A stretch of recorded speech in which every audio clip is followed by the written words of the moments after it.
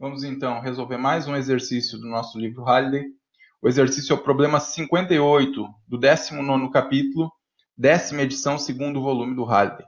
Tá? Vamos ver o que diz aqui para nós. Abrindo uma garrafa de champanhe, né?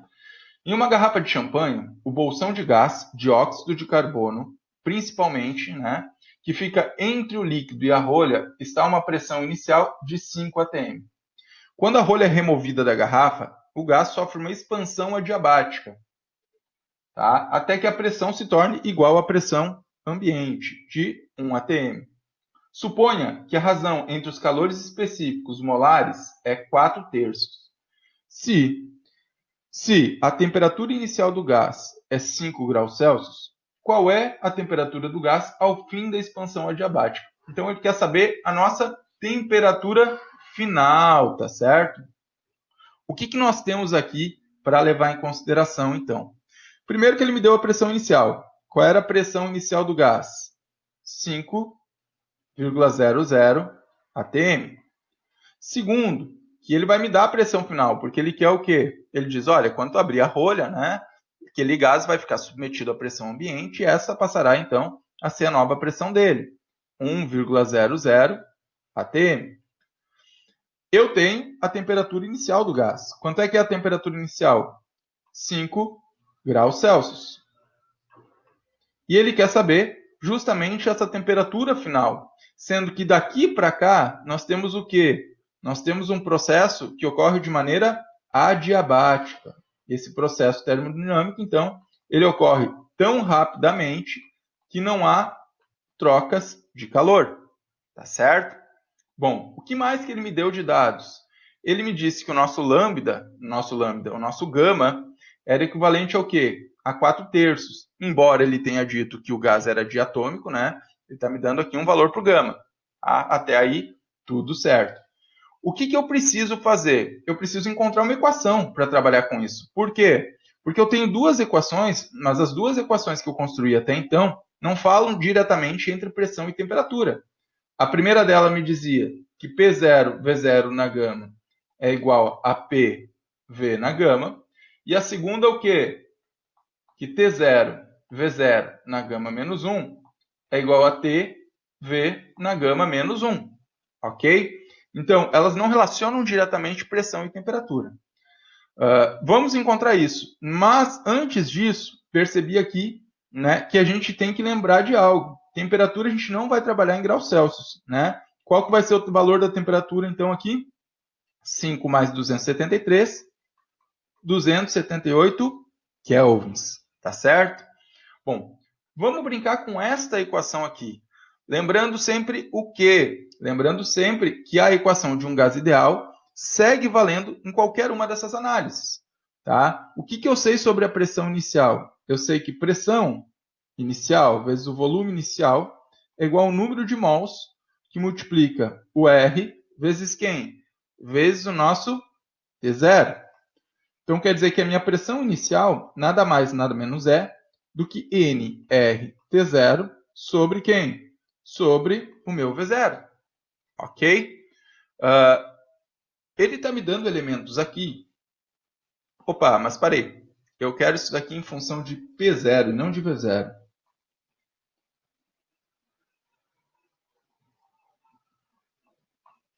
Tá? Porque eu não tenho V0. Eu quero deixar o P0 na equação. A mesma coisa que eu estou fazendo aqui, eu posso fazer para a situação final, onde eu vou dizer que o volume final é igual a N, R, temperatura final, dividido pela pressão final. E isso aqui eu vou substituir nessa equação. Então, ó, pressão inicial, que multiplica, no lugar do volume inicial, N, R, T0, sobre P0, tudo isso na gama, é igual ao que mais?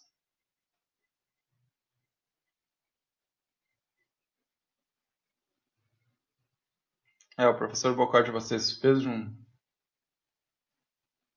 Bom, mas dá para fazer assim também. Vamos lá. Pressão final, que multiplica volume final, nRT, né? Dividido pela pressão final, tudo isso na gama. Quem é que se repete dos dois lados da equação.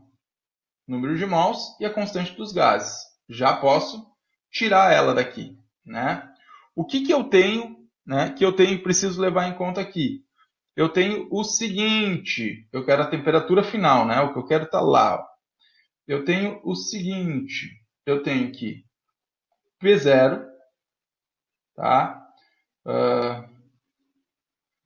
P0, que multiplica T0 na gama, que multiplica P0 na menos gama, é igual a P, que multiplica T na gama, que multiplica o quê? P na menos gama, né?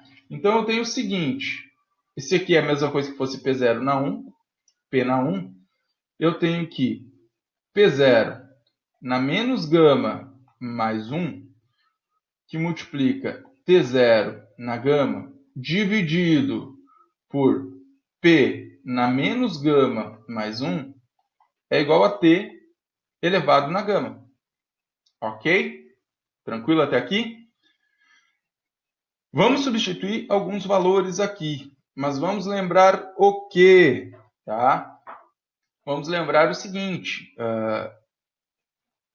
que isso daqui, uma relação matemática que não é muito complicada, apesar de a gente ter que estar trabalhando aí com um expoente que a gente sabe que vai ser fracionário, pode ser reduzido, tá, a uma equação única para a temperatura, que vai me dizer o seguinte, tá? Vou deixar isso quietinho aqui, esse 4/3 aqui, se eu não me engano ele é 4/3, né? Onde é que tá? Tá ali. Vou deixar esse 4/3 quietinho aqui, no final eu vou tirar ele daqui para já ajeitar essa equação. Tá? Isso daqui vai ficar o quê? P0 na menos gama mais 1, que multiplica T0 na gama, tá?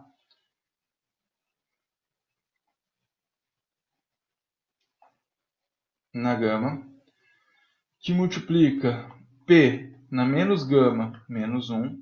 Aí eu joguei isso aqui para o outro lado. Isso daqui era gama, passa para cá sendo 1 sobre gama. Né? E essa minha temperatura fica como? Essa minha temperatura fica o seguinte. Tá? Isso daqui, quanto é que era a minha pressão inicial? Minha pressão inicial era 5 atm, afinal era 1.